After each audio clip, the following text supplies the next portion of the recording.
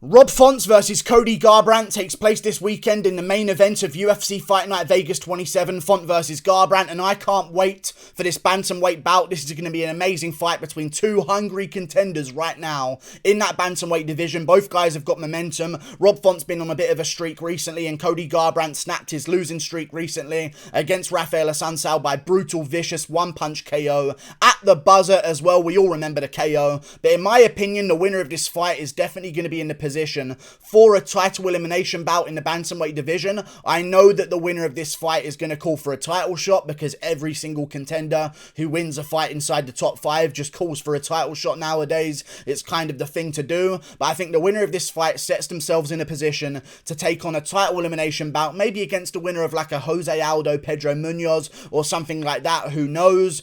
Rob Font, Cody Garbrandt, amazing bantamweight bout. Two guys extremely good on the feet in the bantamweight division. I'm sure we can all agree we kind of expect a stand-up match between these two men this weekend. I think that's very obvious. It's probably going to be a bit more of a boxing match as well. Cody Garbrandt does throw some kicks, but it's not really his thing. A little bit stiffer with the kicks than he is with the hands. Sometimes he'll throw some low calf kicks like he did against Rafael Assunção a couple of times in their fight, but that's only to set up things with his hands down the line. But either way, both guys boxing heavy, stand-up fighters. I think this has all of the makings to be an amazing main event. Very, very entertaining indeed. And I think Rob Font's going to get this one done by TKO. And I think he's going to get it done in the late... I don't even know when it's going to happen, but I reckon he's going to get it done pretty quickly, maybe inside the first 2 rounds, and maybe I'll decide which of those first 2 rounds by the end of this video. But let me give you guys some pointers here. As I said, this is a stand-up match between two stand-up bantamweight contenders, okay? One guy's been KO'd 3 times in his career, nay 4 times, because it happened once at amateur as well for Cody Garbrandt. One guy has never been KO'd in his career, okay? One guy came off a big KO win over Rafael Assunção. The other guy's coming off a big KO win over Marlon Moraes. Now, I know Marlon Moraes had just been wheel kicked by Corey Sandhagen not too long before, but Marlon Moraes schooled Rafael Assunção pretty badly in their rematch. Then Cody Garbrandt got the win over Rafael Assunção, a little bit of an older version. I know Rob Font's lost to Rafael Assunção before, but that was at a different point in Rafael Assunção's career. I'm sure we can all agree. That was at the point in Assunção's career when he was beating TJ Dillashaw. I know maybe he arguably lost, but either way, it was a close enough fight to be robberyable, and Rafael Assunção was a very, very good contender back then. Either way, Rob Font, Cody Garbrandt, amazing scrap. I'm going with Rob Font. I think his hands are way tidier. I'm looking at 2 strikers. I'm looking at one of them. Everything he does is technically perfect, arguably. Rob Font always hands back to his chin. Very fast hands. Really good power. Amazing jab as well. Cody Garbrandt, despite getting a KO win over Rafael Assunção, he looked exactly the same, kind of. You know what I'm saying? I know a lot of people say he's back, he's changed. Maybe he was a little bit more patient, you know what I mean? But maybe he just didn't get rocked in that fight with Rafael Assunção, like he did get rocked in all of his other fights against Dillashaw and also Pedro Munoz. If he got rocked against Assunção, what's to say he wouldn't just go swinging again as he usually would? I don't know how much has changed about Cody Garbrandt. I know he changed gyms, which is very funny because that's what he called out TJ Dillashaw for doing. Either way, he changed gyms. Very good. He's training with Mark Henry. All good. I'm sure he's changed some technical things. The hands still don't come back to the chin whatsoever. And I'm not talking about when he's at range and he's popping a jab out there. I'm talking about when he's in the pocket swinging hooks.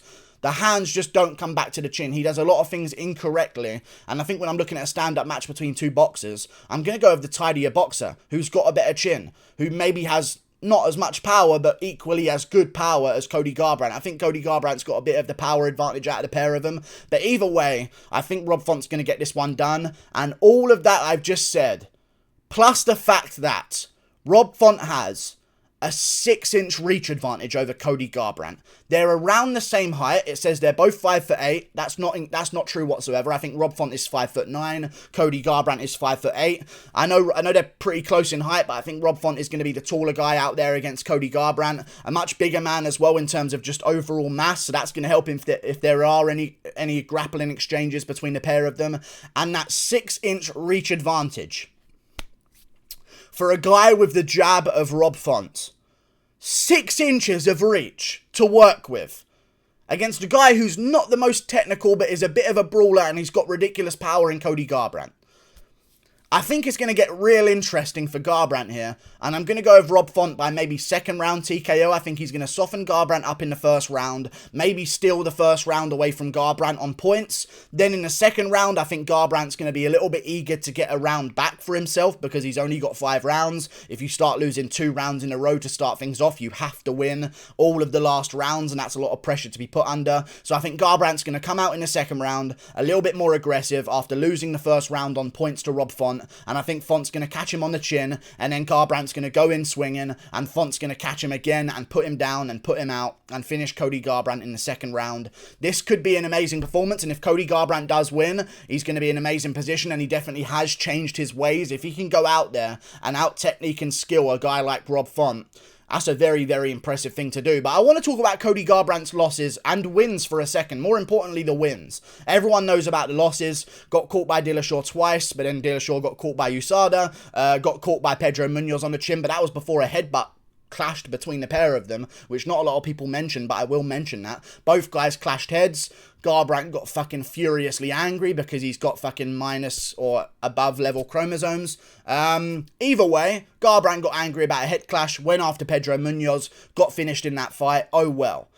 Then we go to the wins of Cody Garbrandt. Other than Rafael Assunção recently, Dominic Cruz made it razor close with Casey Kenny, who arguably shouldn't have even been ranked at that point.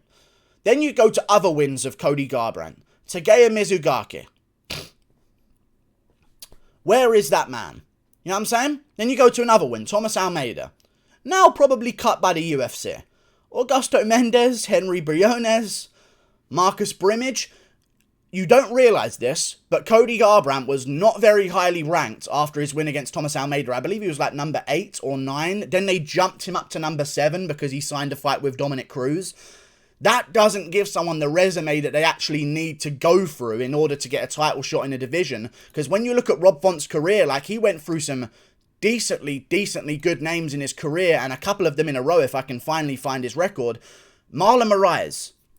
Also, not the best guy, but falling down better than Assunção, I think we can agree, seeing as he did beat Assunção by finish pretty easily in their rematch. Ricky Simone, who has a win over Merab Dvalishvili, incredibly good fighter in that division, now on a win streak of his own, was calling out O'Malley, arguably should be ranked number 15 in that bantamweight division. He beat Sergio Pettis at bantamweight. Where's that guy now? He's the Bellator bantamweight champion. He just beat Juan Archuleta by decision, which is what Patricio Pitbull did before that. Then you go before that, Thomas Almeida, he has those wins as well, but he has Matt Schnell, Douglas Silva, the Andrade. Good names on his record, and he does have some losses to Assunção, to Pedro Munoz, to John Lineker, but I think he's really hit his stride now at this point in his career, and he's really got a chance to fight for that belt, and I think he's going to go all in, because right now at New England Cartel, Calvin Kattar is recovering, and after that loss to Max Holloway, they were all systems go on Rob Font's career, and that's what they're focusing on right now, because if they lose Rob Font, they've just lost Calvin Kattar a little bit to a lot of damage. They're not going to have too many fighters coming out of that gym anymore, so they're all crowded around Rob Font to get him this win against Cody Garbrandt, and I believe he's going to go out there and get it done just by having tidier hands in a boxing match and 6 inches of reach advantage as well, and arguably a better chin, and arguably better fight IQ. And there's some other questions we have to go into here, like it's a 5-round fight. Rob Font, I believe, has never fought a 5-round fight before in his entire career.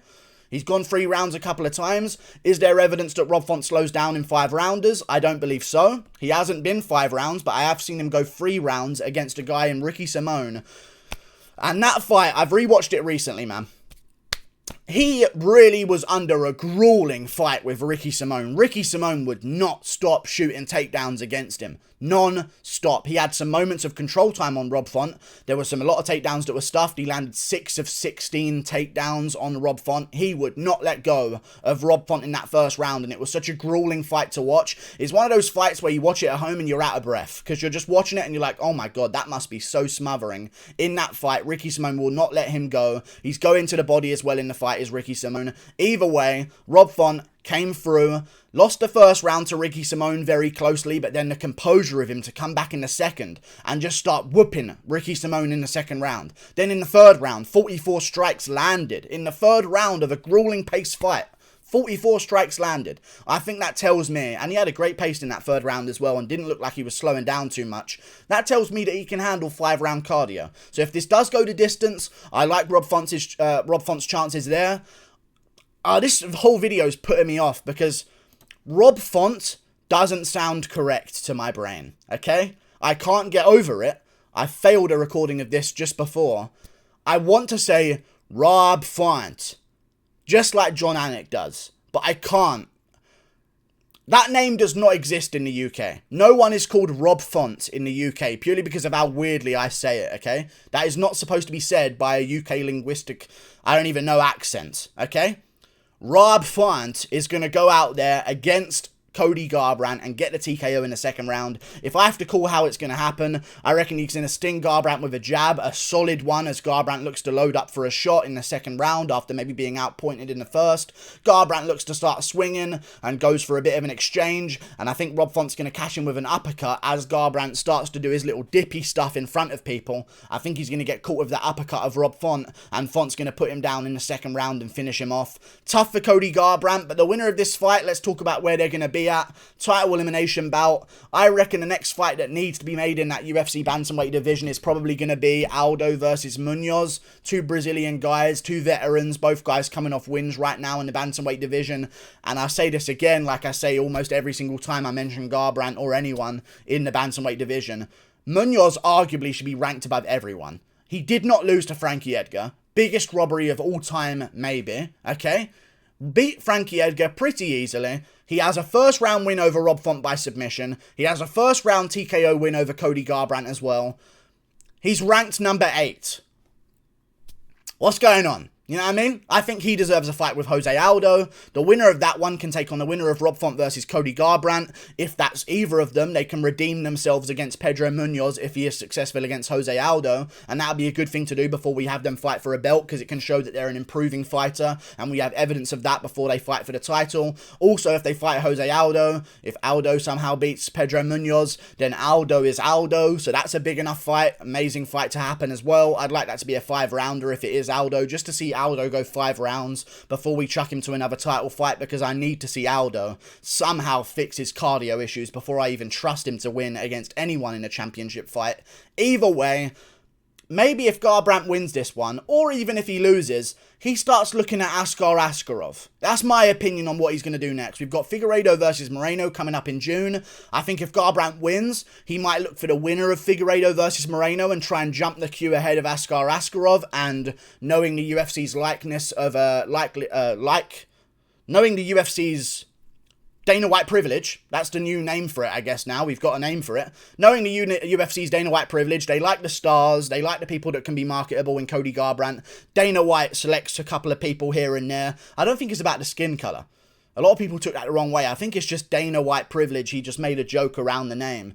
It's just if you're a star and Dana White really likes you, you're going to get a little bit of privilege here and there. Garbrandt is a guy that Dana White really likes and wants to succeed in the company. We saw that when he gave him a rematch against Dillashaw despite being KO'd in the second round when Whittaker has had to fight 3 top contenders in a row. Either way, Garbrandt might jump the queue at flyweight if he wins this one. If he loses, if I'm Garbrandt, I've got one more chance at a career and a title shot. I'm going for Askar Askarov. In the flyweight division, I'm taking him out, removing the top contender, and looking for the title shot myself against the winner of Figueiredo Moreno. Amazing stuff in these lower divisions. Like and subscribe. Thank you for watching. Rob Font second round TKO. Rob Font will be successful, and the New England cartel will also be successful after the loss of Calvin Kattar. May he and his nose rest in peace. Okay? Because that nose is done. Okay? I know they're the New England cartel, but I'm the original English cartel. You know what I'm saying? You can have the New this and the New York, but we got York. Okay? You can have the New England, we got England, bitch. You know what I'm saying? All this New England cartel nonsense. The England cartel reigns supreme, brother. Like and subscribe. Thank you for watching. Click that button up there. Goodbye.